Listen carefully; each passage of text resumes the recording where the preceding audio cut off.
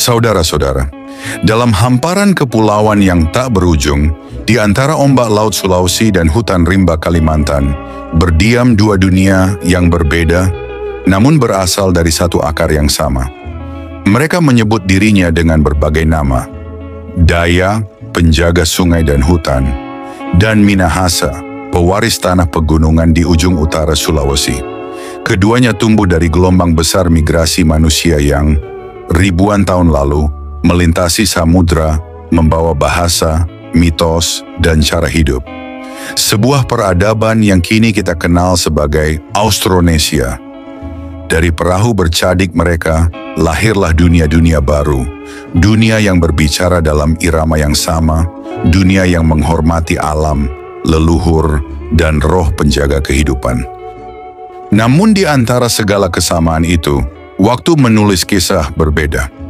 Sungai-sungai Kalimantan membawa Dayak ke dalam hutan dan adat, sementara gunung-gunung Minahasa menumbuhkan masyarakat yang terbuka pada laut dan pertemuan bangsa. Di titik inilah dokumenter ini dimulai, sebuah perjalanan panjang melintasi sejarah dan budaya, menelusuri hubungan antara dua etnis besar di timur Nusantara.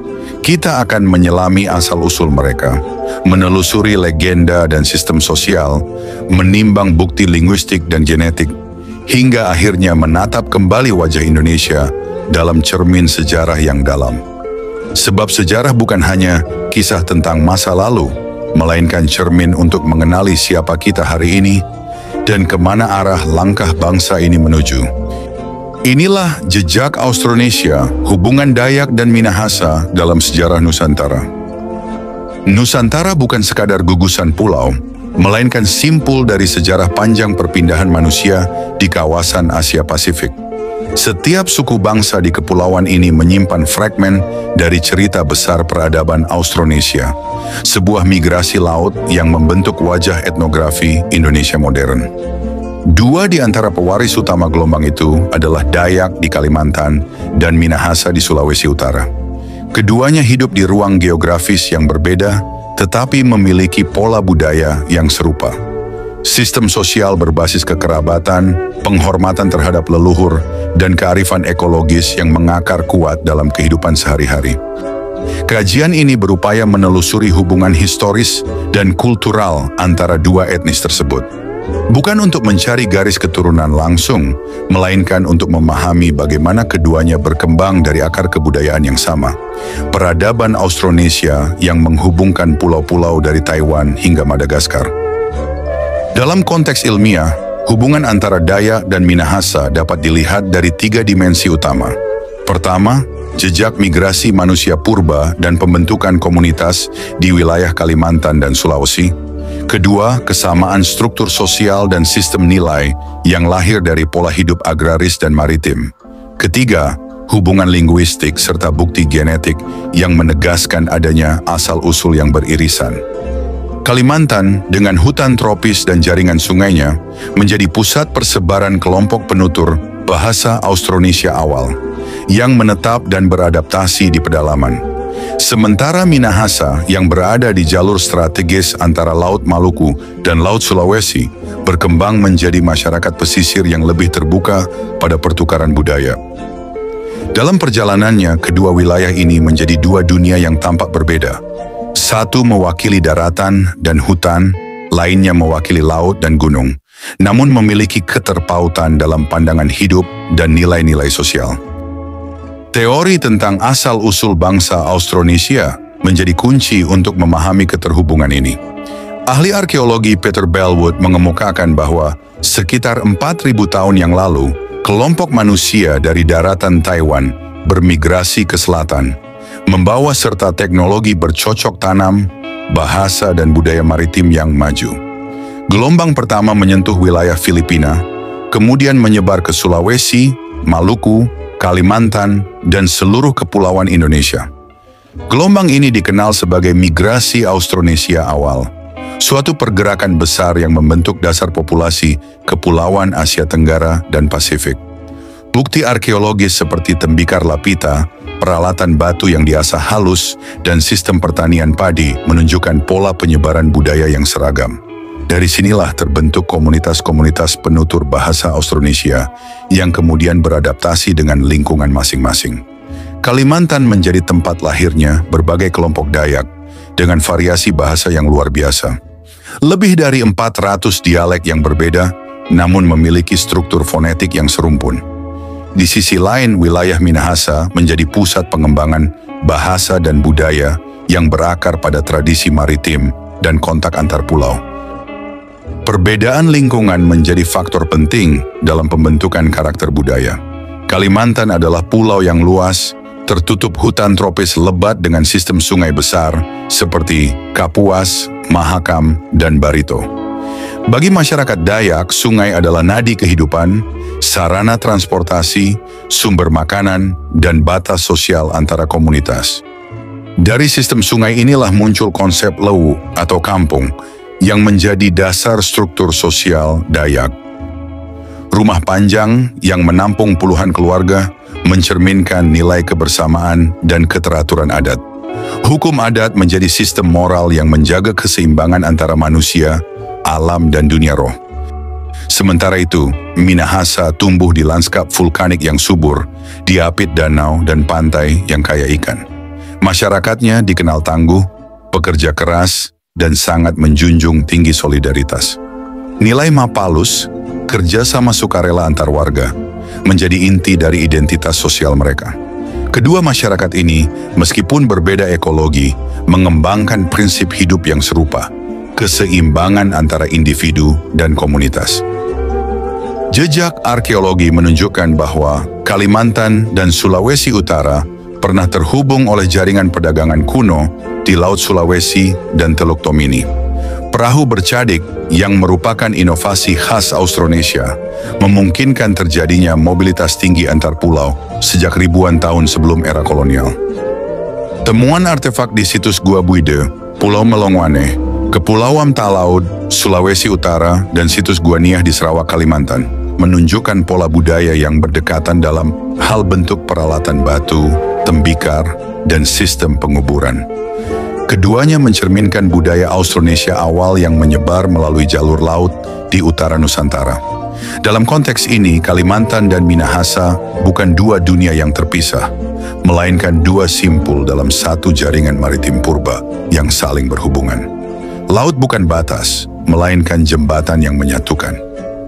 Bahasa merupakan bukti paling kuat dari hubungan kultural.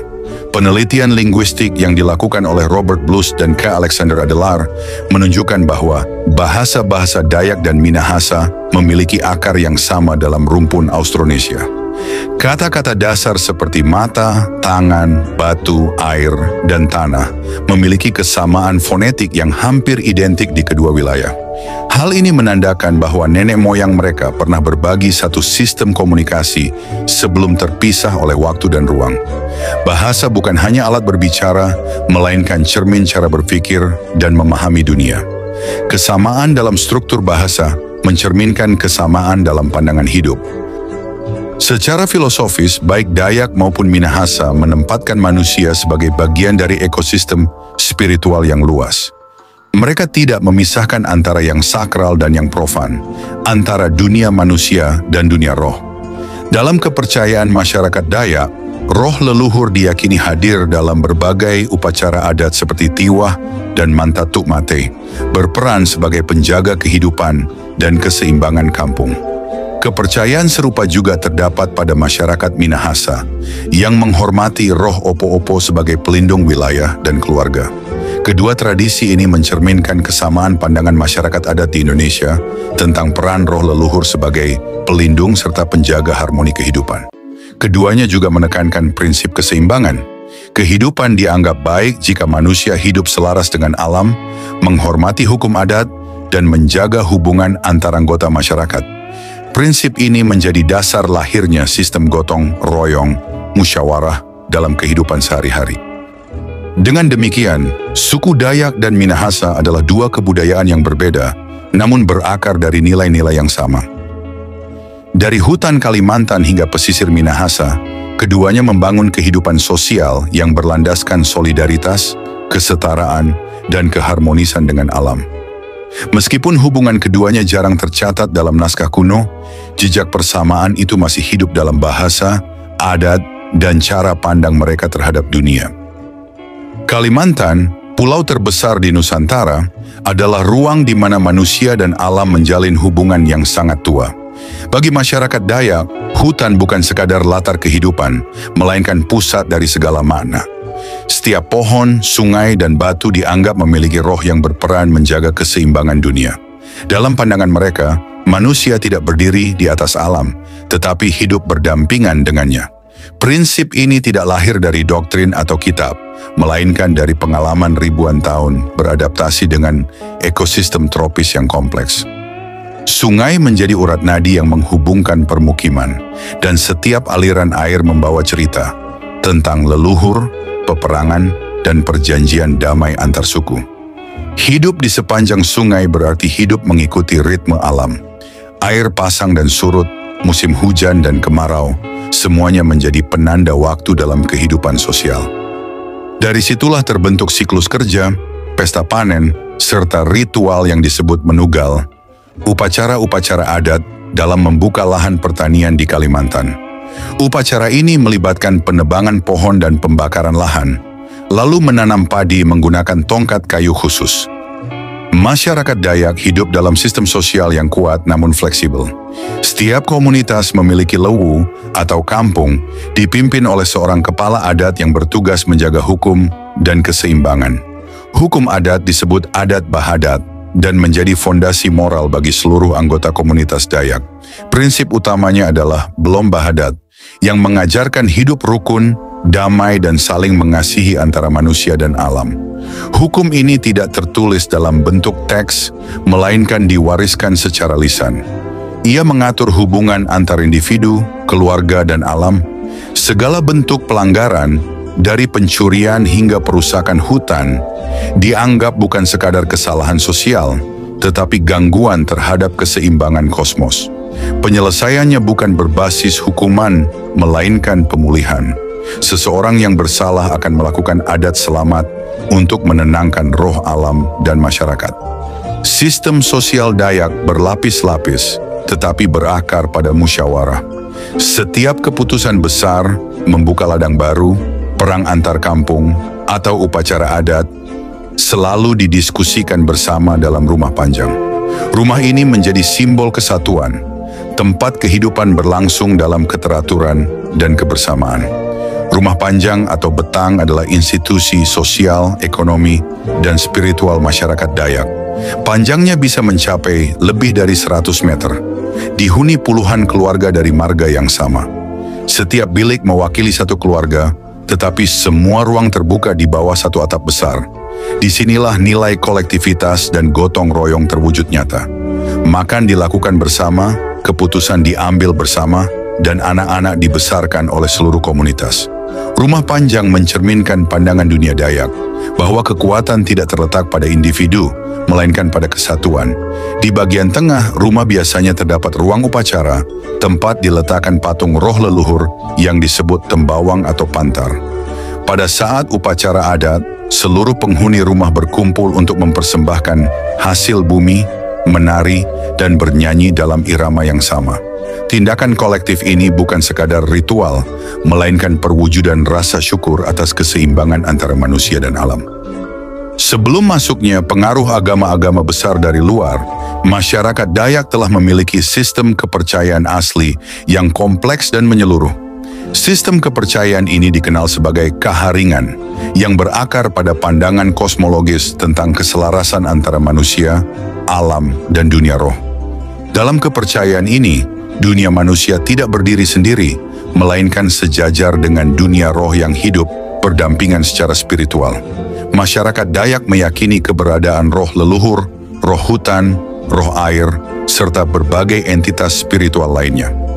Masing-masing roh memiliki fungsi dan kedudukan tersendiri dalam menjaga keseimbangan kehidupan.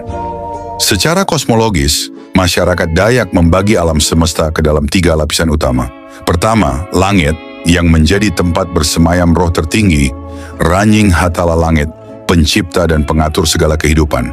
Kedua, dunia tengah, tempat manusia, hewan, dan tumbuhan hidup berdampingan serta menjalankan kehidupan sehari-hari. Ketiga, dunia bawah yang dipercaya sebagai kediaman roh air dan berbagai kekuatan alam yang mendukung kesuburan serta keseimbangan bumi. Keseimbangan antara ketiga lapisan dunia ini dijaga melalui berbagai upacara adat dan ritual keagamaan. Di antaranya yang paling menonjol adalah upacara tiwah dan upacara manyanggar. Upacara tiwah merupakan prosesi pemindahan tulang belulang leluhur ke tempat pemujaan yang lebih tinggi, biasanya ke dalam sandung, rumah tulang. Tujuan utamanya bukan memperingati kematian, melainkan menyempurnakan perjalanan roh agar bersatu dengan kekuatan ilahi di alam baka.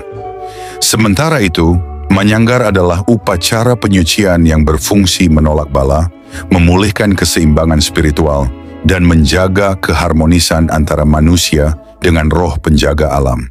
Dalam setiap upacara keagamaan, bunyi gong, tabuhan gendang, dan nyanyian pantun balian, pemimpin upacara mengiringi jalannya ritual. Suara-suara tersebut diyakini sebagai medium pemanggil roh leluhur agar hadir, memberkati manusia, serta menjaga keseimbangan antara dunia yang tampak dan dunia yang tak kasat mata. Lebih dari sekadar kegiatan spiritual, ritual-ritual ini juga berfungsi sosial dan kultural.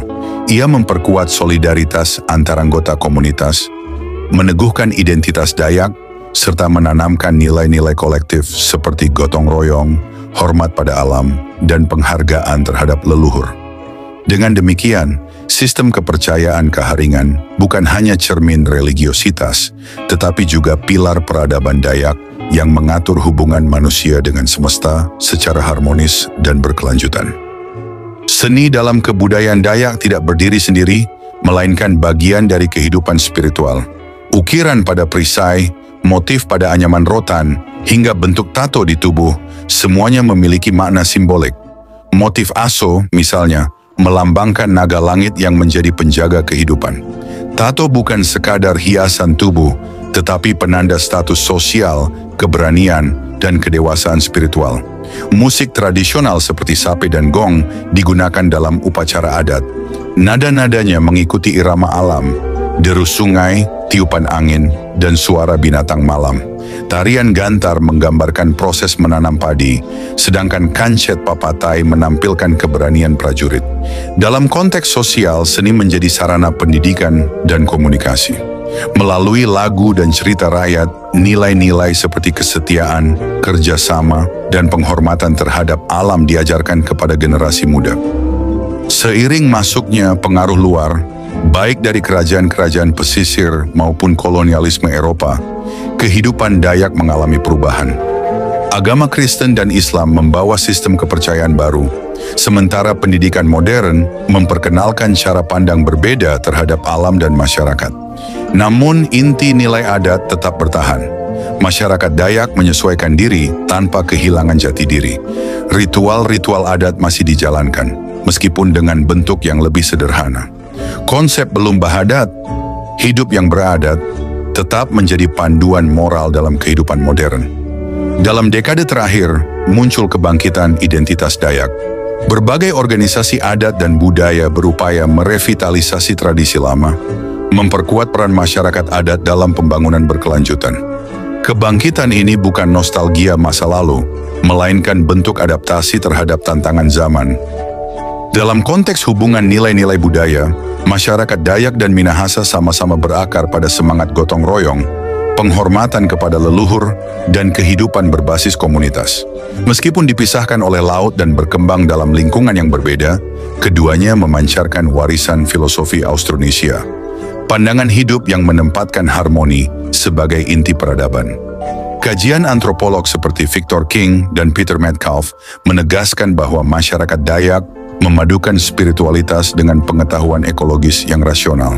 Dalam keseharian, hal itu tercermin dalam tata kelola hutan, sistem pertanian, dan ritual-ritual keseimbangan alam. Bagi masyarakat Dayak, keseimbangan adalah nilai tertinggi antara manusia dan hutan, antara kehidupan dan roh, antara masa lalu dan masa depan.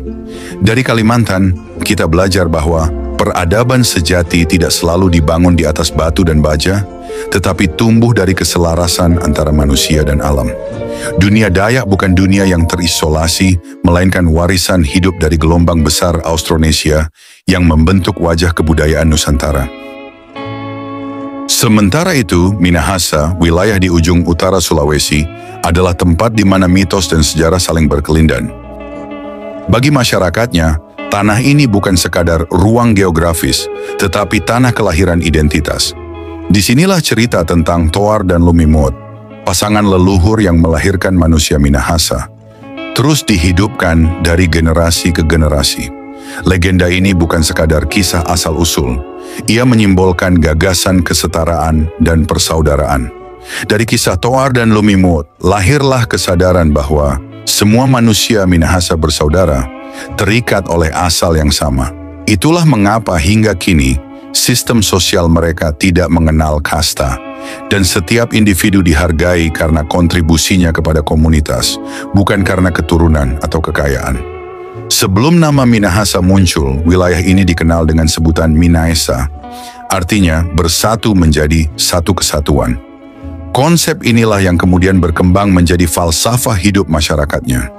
Persatuan dalam keberagaman, kemandirian dalam kerja, dan kebersamaan dalam tanggung jawab sosial. Sistem sosial Minahasa berakar pada unit genealogis yang disebut walak, semacam konfederasi, marga, atau kampung.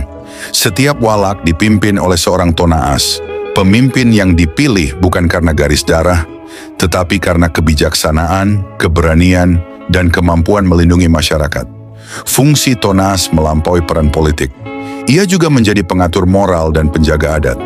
Setiap keputusan penting, seperti perang, pembukaan lahan baru, atau perjanjian antar walak, selalu diputuskan melalui musyawarah bersama. Sistem ini memperlihatkan bentuk demokrasi lokal yang matang jauh sebelum pengaruh Eropa datang ke tanah Minahasa. Masyarakat Minahasa mengenal prinsip Mapalus, yaitu kerja kolektif tanpa pamrih. Dalam tradisi Mapalus, seluruh warga berkumpul untuk bekerja bersama, menanam padi, membangun rumah, atau memanen hasil bumi. Tidak ada upah, karena balasannya adalah solidaritas dan rasa kebersamaan. Nilai Mapalus menjadi tulang punggung tatanan sosial Minahasa, dan hingga kini masih menjadi simbol etos kerja masyarakatnya. Secara geografis, Minahasa dikelilingi gunung dan laut. Kondisi ini membentuk masyarakat yang dinamis. Petani di dataran tinggi, nelayan di pesisir, dan pedagang di pelabuhan. Hasil bumi seperti beras, kelapa, dan cengkih menjadi komoditas penting sejak masa prakolonial. Danau Tondano menjadi pusat kehidupan ekonomi dan spiritual. Airnya yang jernih dianggap suci, sementara ikan danau menjadi sumber pangan utama. Di sekeliling danau, tumbuh desa-desa yang saling terhubung oleh jalan setapak dan tradisi yang sama. Bekerja bersama, berbagi hasil, dan menjaga alam. Dalam pandangan Minahasa, alam adalah bagian dari diri manusia. Gunung bukan sekadar bentang tanah, melainkan tempat bersemayam roh leluhur. Setiap kali membuka ladang, mereka melakukan sungkum tanah, doa penghormatan kepada bumi agar hasil panen melimpah dan alam tidak murka. Selain itu, tradisi Foso Rumagas, yaitu mengucapkan rasa syukur kepada Tuhan atas hasil panen yang melimpah, kesuburan tanah, dan cuaca yang baik. Sebelum masuknya pengaruh Kristen pada abad ke-16, masyarakat Minahasa menganut sistem kepercayaan yang dikenal sebagai walian. Seorang walian adalah perantara antara manusia dan kekuatan gaib. Ia memimpin ritual penyembuhan, meminta hujan, atau menenangkan roh leluhur yang terganggu. Dalam kosmologi Minahasa, dunia terbagi menjadi 3 lapisan: kasuruan, alam roh; kaulaan, alam manusia; dan panasaran, alam bawah. Ketiganya dihubungkan oleh prinsip harmoni. Manusia harus hidup selaras dengan roh dan alam agar terhindar dari bencana. Simbol-simbol kosmologis ini masih bertahan dalam bentuk tradisi dan seni. Motif kain, ukiran rumah, hingga bentuk senjata tradisional seperti santi dan tombulu seringkali mengandung lambang-lambang yang mengacu pada mitos penciptaan dan hubungan manusia dengan leluhur. Waranei dalam bahasa Minahasa berarti pahlawan atau pejuang, namun maknanya jauh lebih dalam daripada sekadar keberanian dalam perang. Seorang Waranei adalah simbol kehormatan dan tanggung jawab moral. Ia berani bukan untuk menindas, melainkan untuk melindungi komunitas dan menjaga kehormatan leluhur. Tradisi kepahlawanan ini tertanam kuat dalam karakter masyarakat Minahasa. Pada masa prakolonial, setiap walak memiliki pasukan Waranei yang berfungsi menjaga wilayah dan kedaulatan adat. Kehormatan pribadi diukur dari kemampuan menjaga perdamaian, bukan dari jumlah musuh yang dikalahkan. Nilai Waranei juga menjadi landasan etika sosial, jujur, disiplin, dan berani membela kebenaran. Ketika kekuasaan kolonial Belanda masuk pada abad ke-17, semangat Waranei menjelma dalam bentuk perlawanan, baik secara terbuka maupun tersembunyi. Nama-nama seperti Worangwuwungan dan Samratulangi kemudian muncul sebagai perwujudan modern dari semangat itu. Waranei yang berjuang tidak lagi dengan tombak, melainkan dengan pena dan gagasan. Seni bagi masyarakat Minahasa adalah ekspresi kolektif. Tarian, nyanyian, dan musik selalu hadir dalam setiap upacara adat. Tari Maengket, misalnya, menggambarkan kehidupan agraris dan semangat gotong royong. Sementara Kabasaran, tarian perang yang dimainkan oleh pria dengan pakaian merah menyala dan senjata tombak, menjadi simbol keberanian dan kebanggaan etnis. Musik tradisional menggunakan gong, tambur, dan suling bambu. Ritmenya menghentak namun harmonis, mencerminkan keseimbangan antara kekuatan dan kedamaian. Dalam setiap gerak dan nyanyian selalu tersimpan pesan moral, menjaga alam, menghormati leluhur, dan bekerja bersama. Seni Minahasa bukan hanya hiburan, tetapi sarana pendidikan sosial. Ia mengajarkan nilai-nilai etika dan tanggung jawab yang diwariskan turun-temurun melalui generasi. Memasuki abad ke-20, Minahasa mengalami perubahan besar. Kristenisasi, pendidikan barat, dan kolonialisme membawa sistem nilai baru. Masyarakat mulai mengenal pendidikan formal dan sistem ekonomi uang. Namun, nilai-nilai lama seperti Mapalus dan Waranei tidak sepenuhnya hilang. Sebaliknya, ia melebur dalam bentuk baru, menjadi etos kerja, solidaritas komunitas gereja, dan semangat nasionalisme. Ketika Samratulangi menyatakan bahwa manusia hidup untuk mengabdi kepada kemanusiaan, ia sesungguhnya sedang menghidupkan kembali semangat Waranei. Baginya, pendidikan dan kemajuan tidak boleh memutus akar budaya. Prinsip ini menjadi dasar kebangkitan identitas Minahasa dalam dunia modern. Kini, masyarakat Minahasa hidup dalam arus globalisasi, tetapi masih mempertahankan rasa kebersamaan yang kuat.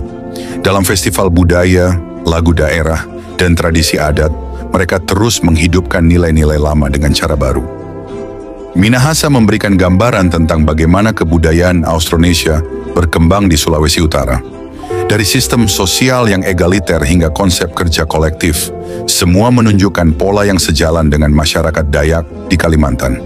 Kedua etnis ini, meskipun dipisahkan laut dan berinteraksi dengan sejarah berbeda, memiliki akar nilai yang sama. Kehidupan yang berpusat pada komunitas, penghormatan terhadap alam, dan keseimbangan antara spiritualitas dan kehidupan duniawi.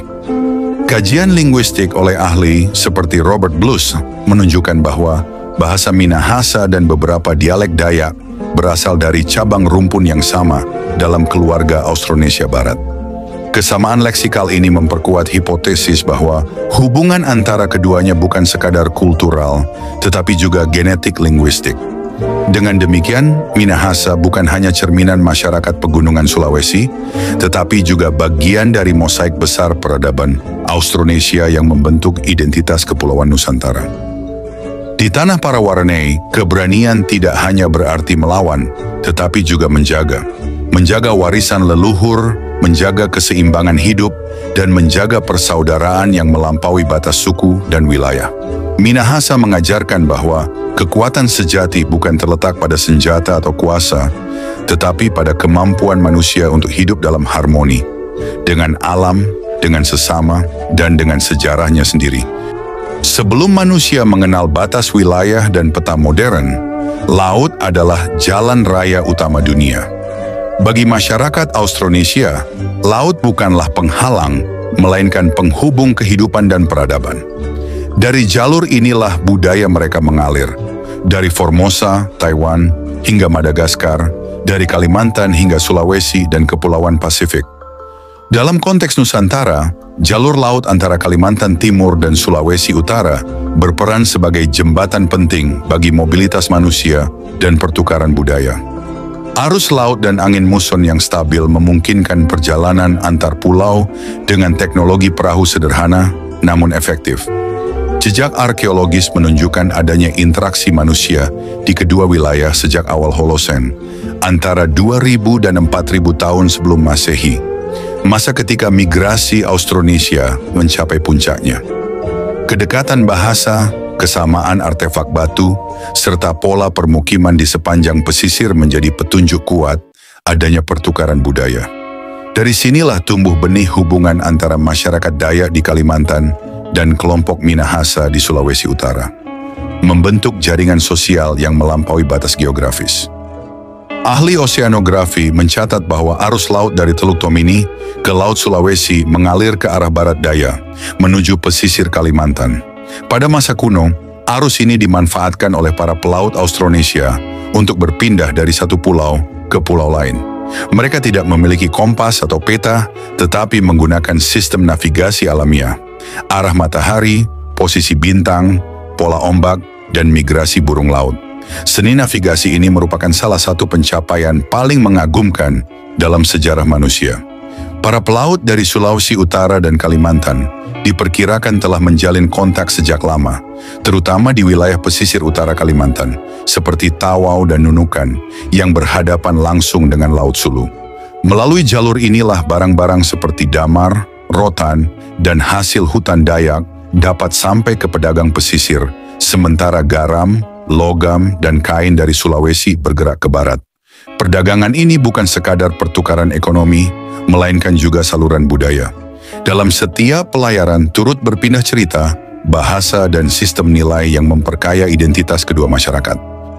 Jejak hubungan antara Kalimantan dan Sulawesi dapat ditelusuri melalui temuan arkeologis dan linguistik. Di situs-situs prasejarah Kalimantan Timur dan Sulawesi Utara, ditemukan pola alat batu dan tembikar yang serupa. Misalnya gerabah polos berwarna merah coklat yang mencerminkan tradisi Austronesia awal, mirip dengan temuan di Filipina dan Pasifik Barat. Bentuk serta teknik pembuatannya menunjukkan kesinambungan teknologi yang berakar dari pusat migrasi Austronesia di Taiwan dan Filipina Selatan. Dari sisi bahasa, penelitian Robert Blues dan Malcolm Ross menempatkan bahasa-bahasa Dayak dan Minahasa dalam kelompok Malayo-Polinesia Barat.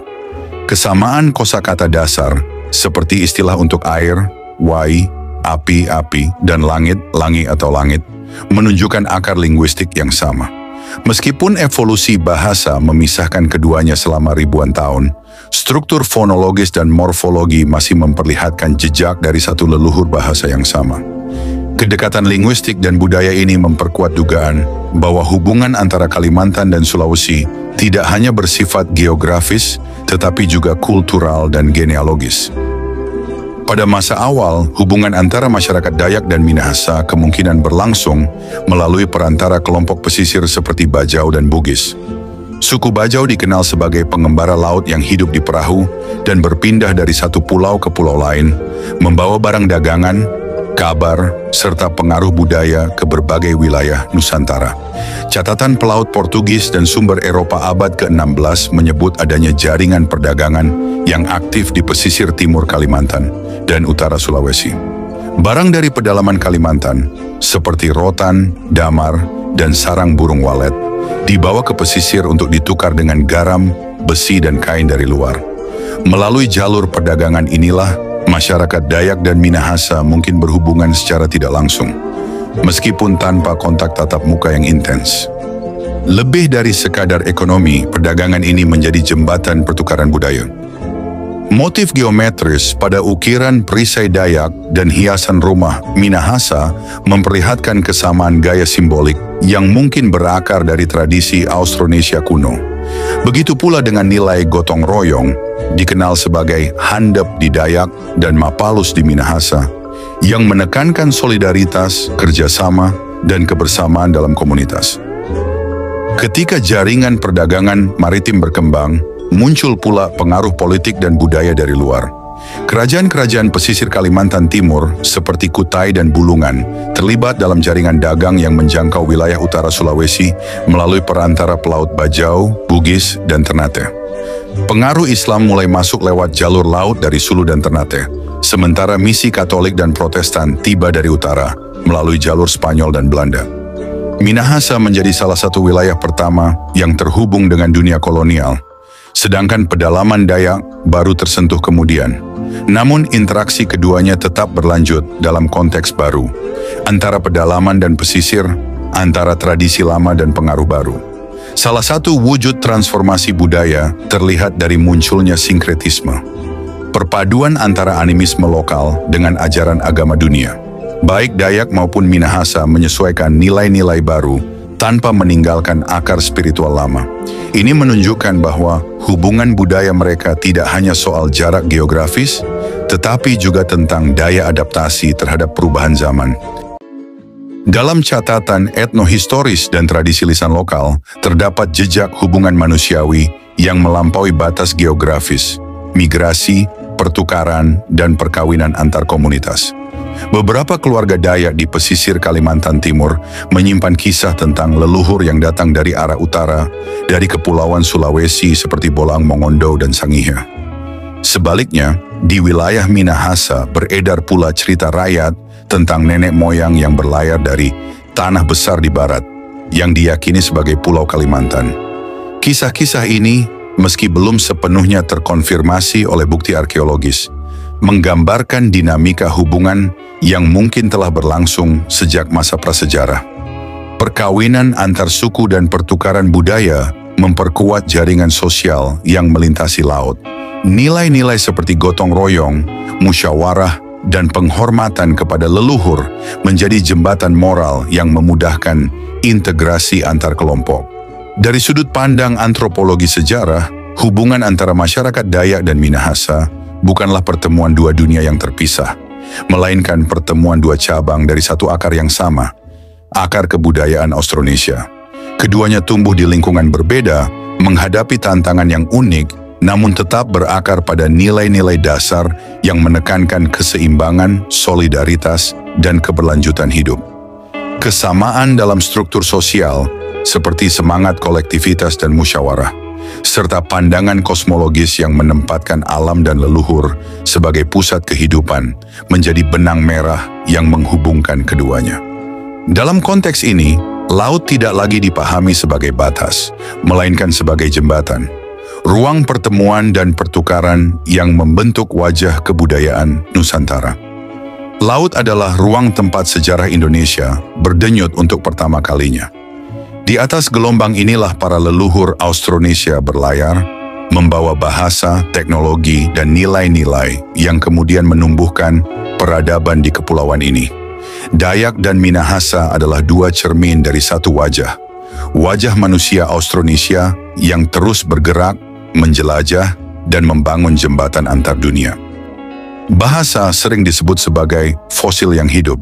Ia menyimpan jejak masa lalu yang tak bisa ditemukan pada batu atau tulang.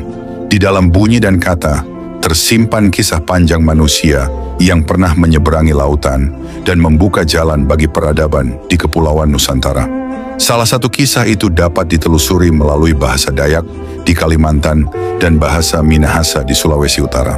Sekilas keduanya tampak berbeda, logatnya lain, bunyinya pun khas.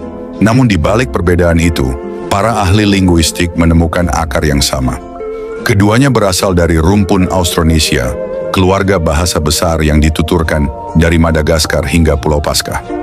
Menurut penelitian Robert Blust dan Malcolm Ross, perjalanan bahasa Austronesia bermula sekitar 4.000 tahun lalu di Taiwan bagian selatan.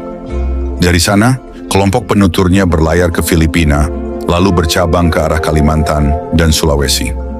Gelombang migrasi ini membawa serta bahasa, budaya, dan cara pandang terhadap dunia. Di Kalimantan, bahasa itu berkembang menjadi berbagai dialek Dayak. Di Sulawesi Utara, ia melahirkan cabang yang dikenal sebagai bahasa Minahasa. Waktu dan jarak memisahkan keduanya, tetapi fondasi bahasanya masih serupa. Pola kata, struktur kalimat, bahkan sistem bilangan menunjukkan hubungan kekerabatan yang tak bisa dipungkiri. Beberapa contoh sederhana memperlihatkannya. Kata matahari misalnya disebut mata alau dalam bahasa Dayak dan mata ese dalam bahasa Minahasa. Keduanya tetap menggunakan kata dasar mata, simbol lama untuk cahaya dan kehidupan. Begitu pula dengan air yang disebut wai oleh beberapa kelompok Dayak dan wai dalam dialek Minahasa tua. Kata-kata ini mungkin tampak sepele, tapi sesungguhnya adalah potongan kecil dari peta besar perjalanan manusia Austronesia, bangsa pelaut yang menghubungkan pulau-pulau lewat bahasa. Melalui bunyi yang diwariskan turun-temurun, mereka meninggalkan jejak tak kasat mata. Jejak dari satu suara yang dulu pernah sama. Sains modern menambahkan lapisan baru pada kisah lama manusia kepulauan, genetika. Melalui analisis DNA mitokondria dan kromosom Y, para ahli antropogenetika kini dapat menelusuri hubungan antar populasi di Nusantara dengan ketepatan yang belum pernah ada sebelumnya. Sejumlah penelitian lintas lembaga, termasuk kolaborasi antara Universitas Oxford dan LIPI, kini BRIN pada 2018, menunjukkan keterkaitan genetik antara masyarakat Kalimantan, Sulawesi, dan Filipina bagian selatan. Hasilnya memperlihatkan bahwa populasi Dayak dan Minahasa sama-sama memiliki penanda genetik khas Austronesia, terutama haplogrup, yakni garis ayah dan garis ibu. Kedua haplogrup ini dikenal luas sebagai jejak biologis migrasi manusia dari Taiwan, bagian selatan sekitar 4.000 tahun lalu, yang kemudian menyebar ke Filipina dan ke berbagai pulau di Indonesia. Temuan ini memperkuat pandangan bahwa nenek moyang Dayak dan Minahasa berasal dari gelombang migrasi Austronesia yang sama. Mereka menempuh jalur laut yang berbeda, sebagian menetap di Kalimantan, sebagian lagi melanjutkan pelayaran ke Sulawesi dan wilayah utara. Perbedaan geografis dan waktu membuat mereka berkembang menjadi komunitas yang berbeda, tetapi DNA mereka masih menyimpan sidik sejarah yang sama, kerabat jauh dalam garis biologis dan kebudayaan. Jika kita melihat lebih dekat pada struktur sosial dan nilai-nilai budaya, kesamaan antara Dayak dan Minahasa tampak semakin nyata. Keduanya menempatkan komunitas di atas individu, menjunjung tinggi musyawarah, kerjasama, dan solidaritas sosial. Dalam masyarakat Dayak, dikenal sistem handap, bentuk kerja kolektif untuk membuka ladang, membangun rumah, atau melaksanakan upacara adat. Di tanah Minahasa, nilai serupa hidup dalam sistem mapalus, di mana warga bekerja bersama untuk kepentingan bersama tanpa pamrih. Keduanya bukan sekadar sistem ekonomi tradisional, melainkan perwujudan filosofi hidup yang menempatkan hubungan antar manusia sebagai inti keberadaan. Sistem kepemimpinan keduanya pun serupa.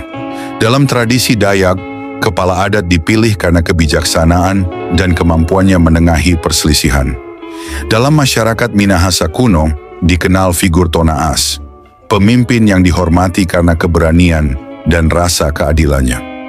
Baik kepala adat maupun Tonaas, keduanya berfungsi dalam sistem deliberatif, di mana keputusan diambil melalui musyawarah dan mufakat, bukan paksaan kekuasaan.